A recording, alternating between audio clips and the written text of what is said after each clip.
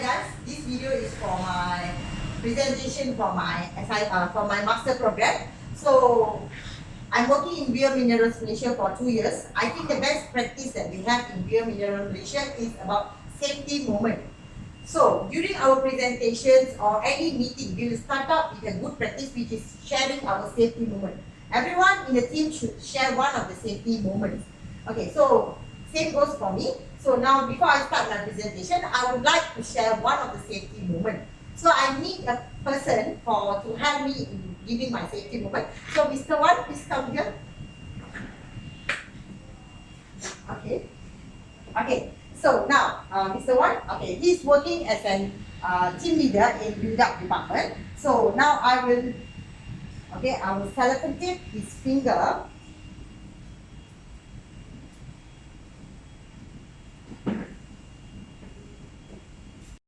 I need your help to button your t-shirt. You find it hard? Like that. Okay, you find it hard, right? Without your thumb. Okay, now can you untie and tie back your shoelace?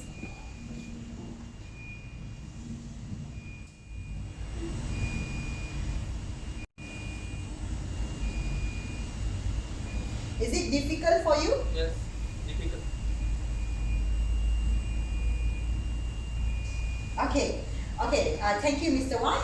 Okay, you can have your seat. Thank you. Okay, from this thing we can see that accident can lead to any injuries or any fatality or anything. So for that, so my title of my proposal is Factors that leads to occupational accident in manufacturing sector in Malaysia. Okay, next. Okay, my research background tells more about hazard. So what is an hazard? Hazard is a condition or combination from various conditions that can lead to an accident. There's many types of hazard in industry and also in your common house, your shopping complex, every place where we have many types of hazards. So this is the list of hazards that we have. So I will explain basically first 3 hazards, which is I think the most major hazard in industries. So first is biological hazard. Biological hazard is more towards your viruses and bacteria hazard. For example, SARS. For example, when we have the SARS contamination around the country, so that's what we call a hazard, which we call as biological hazard. Chemical hazard is more towards what kind of chemical you are using. For instance, in build-up department, we are using solufix. Solufix is a type of chemical hazard which is contagious for the people who's working around it. And the last hazard, for my explanation, which is the last hazard, is physical hazard. Physical hazard is something that blocking your walkway. For example, anything. This table also can be a hazard when it blocks your pathway. Okay, and we have ergonomic hazard, psychosocial hazard, and also safety hazard. Okay, type of accident. We have many types of accident around the world. So this is the major 3 accidents that we have, which is the occupational accidents, road accidents, and also sports accident. Occupational accident is an accident happen in workplace. Any accident that happen in workplace which can cause injuries or fatality.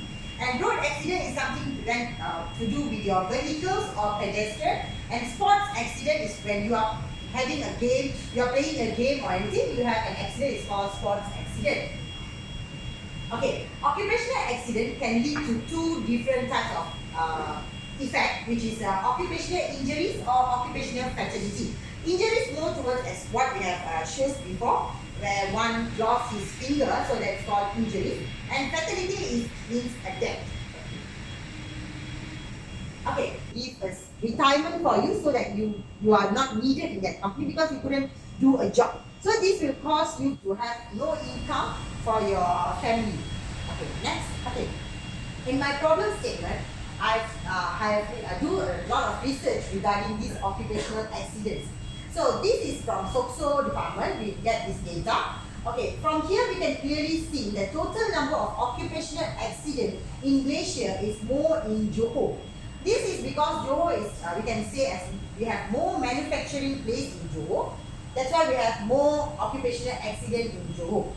So PD, it refers to permanent death, permanent disability, Dead and non-permanent disability. Permanent disability means you totally don't have your fingers, don't have your leg. That's called permanent disability. But the non-permanent disability is called as for temporary. Maybe for 1 month you couldn't use your fingers. For 1 month you couldn't walk, all that. So Johor is the major thing from here. Okay, next. Okay, you can clearly see that manufacturing department has the highest rate of occupational accident and also occupational fatality, followed by forestry, and also construction. Even we see most of the issues in Malaysia, we can clearly see that comes from construction department, construction sector, but whatever is registered in SOCSO is more towards manufacturing. That's why from my proposal, I choose manufacturing department, manufacturing sectors.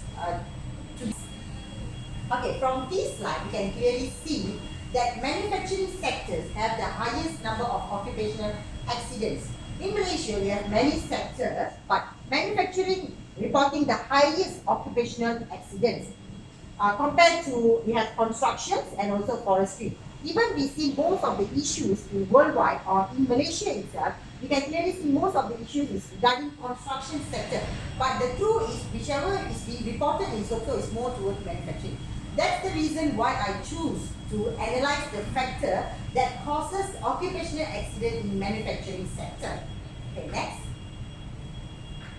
Okay, my research objective is mainly to identify the factor that cause occupational accident in manufacturing sector in Malaysia. And second, I will recommend the action plan to reduce the occupational accidents in manufacturing sector. Next. Okay, my scope of my research will be all the biomineral staffs in Malaysia. Okay, I will take around 100 people, 100 biomineral Malaysia staff, which include executive and non-executive level. Next. Okay, before I do these proposals, I've read a lot of journals from different writers regarding this topic. Okay, a study from Nurul Huda states that most of the accidents at workplace is due to these reasons. Okay, first is stress and fatigue. Okay, when you are overloaded with some jobs, you tend to become stressed, and from stress, when you do a job, it might lead to an accident. And then unsafe act. Unsafe act is maybe your WI, your working instructions state that you must do this, but you go beyond that, failure to wear PPE, for instance. For instance, in Biominerals Malaysia, we need to use chain glove and arm sleeve when handling with knife. But what happens is when the operator wants to complete the task fast, they do not wear the safety PPE. So this will cause an accident. Second, and the third one is machinery or tools. All machineries also can lead to some kinds of accidents. Maybe it can cause short circuit. And the fourth one is design of workplace. Maybe the design of workplace, you have a hazard in between your working area, also can lead to an occupational accident. And the last is training procedure. All work-related jobs must have a proper training record, and the training must be attended by the operators before they can operate the machine or do the task. Next. Okay. So for my proposal, this is my framework, theoretical framework. So I will in my proposal, I will tell more about these factors. Okay, first is hazardous material. Hazardous material also can lead to an occupational accident or fatality. For instance, continuous inhaling ammonia can lead to many issues. Okay, can lead to many issues. That is a kind of occupational accident. The second one is act of workplace violence. Okay. Act of workplace violence. Okay, act of workplace violence, maybe you violate your rules, violate your working instruction, is called act of workplace violence. This will lead to accidents. Trip and falls, like I said, we have physical hazard, which you might trip and fall. When your floor is slippery, it also can cause accident. The fourth one is stress. Stress, as already previously, there's many records regarding factors that leads to accidents is stress. So stress is one of it, which when you are overloaded, you have too much job to complete, so you will get stressed and you tend to skip the processes. Lifting also can cause injuries. for occupational injuries. For example, in where we practice, we must carry a weight less than 15 kg so that you don't have a back pain problem. So in other company, we are not sure what's the practice there. We don't have such a practice like that. Then fatigue is when you are too tired. For example, people who are working in shift, you will work 6 a.m. to 6 p.m., which is a 12-hour work. You will be too fatigued to conduct your work, which can also be a reason of your occupational accident. And lastly is due to poor lighting. For example, the place you have a poor lighting, you couldn't see the item is over there. Maybe you might trip and fall due to your lighting. Okay, this is about the factors. And according to my research objective, I must tell some of the action that need to be done to reduce the occupational accidents. Okay, first, whatever PPE required, you must wear during it. This PPE, wearing that kind of PPE is already highlighted in all the hierarchies. It has been briefed in the hierarchy and it has been analyzed why you should wear this kind of PPE. So follow instructions, simple. When you follow a proper working instruction, that will be very easy for you to do the job safely. The third one is always be alert. Sometimes when your machinery is too old, you need to be more concerned about the things surrounding you. If you heard some kind of different types of noise or anything, you must be alert and you must let the engineering know so that you can overcome the things. And lastly is proper training or competency. We have a skill matrix in biomedical machine. We have skill matrix where you have to attend a training before your name is updated in the skill matrix so that you can handle the task. Next.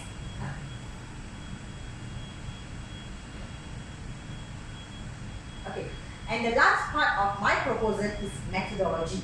Okay, how I will conduct the overall research is by this way. It's a quantitative method. I will take 100 Biominerals Malaysian staff, which include executive level and non-executive level, to help me to answer my questioning. So from that, I will analyze what is the factor that will lead to these kinds of occupational accidents. So I guess I will end my proposal presentation today. Any question from the floor?